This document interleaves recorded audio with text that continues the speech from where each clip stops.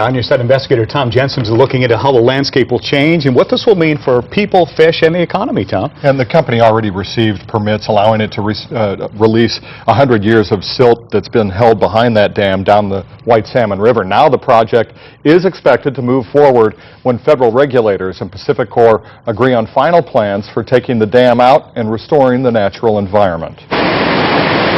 Standing 128 feet high, the Condit Dam has been blocking salmon and steelhead passage to the upper White Salmon River for nearly a century. Rivers are meant to flow freely.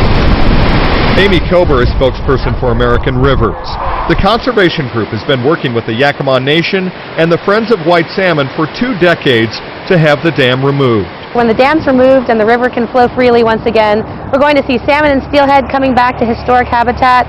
We'll see all the building blocks of habitat of a healthy river, the logs, the gravel, all of those things, making the river healthy again. Health is in the eyes of the beholder. The good spawning that is there is going to be ruined. It's going to be ruined. Wayne Lease is referring to the first 3+ miles of river below the dam. An avid fisherman, he believes the salmon and steelhead in the tailwaters will lose their spawning gravels. From Jet Ranger 2, you can see the estimated 2.4 million cubic yards of muddy silt. Material that will go right downstream when Pacific Corps drills an 18-foot by 12-foot tunnel through the base of the dam, draining the lake. Everything that you see right here will be removed. Todd Olson with Pacific Corps admits environmental damage will occur. No doubt that there's going to be a short-term impact when we breach the dam and the sediment gets moved downstream. But the company, environmental groups, and even a growing number of fishermen now believe the river will clean itself out. They point to the Sandy River, where sediment choked the lower river after Marmot Dam came out 3 years ago. Spring runoff scoured the riverbed, and salmon and steelhead have returned to the river. I venture to guess that we'll see even healthier salmon and steelhead runs once we have a healthier river. But the Sandy silt problem was 1/3 the size of the muddy mess behind the Condit Dam. And when we do it, it's going to fill the mouth of the river up within 4 foot of the surface in 6 hours. Wayne Lease's house is above the dam, and he says he will be left with a home on a mile of mud where he now has a lakefront life. It's not just living here, Tom. It's a way of life.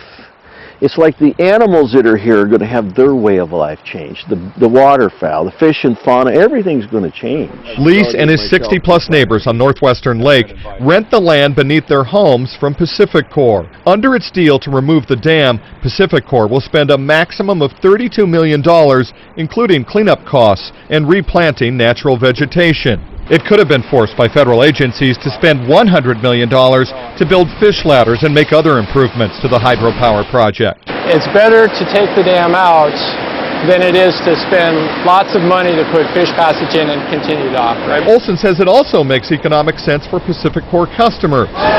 And supporters of the project say the local economy will see a boost too. We'll see some amazing new recreation opportunities. The rapids that will be revealed. A 30-mile-long whitewater mecca that will make the river a destination point, much like the gorges for windsurfers. And then here's the big dogs. The losers, though, will be Wayne Lease and his neighbors, who say their way of life will be gone. They had an agreement with us. We're just peons. We're 60 people. We're just peons.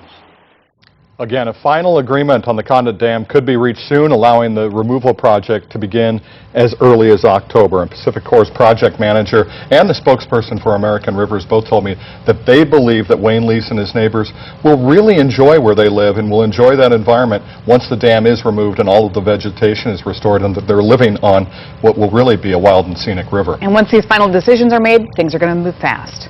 They should. It'd be interesting to interview Wayne Lease again somewhere down the road. Yeah, a couple of years down the road. See how he's feeling about it. We'll have to.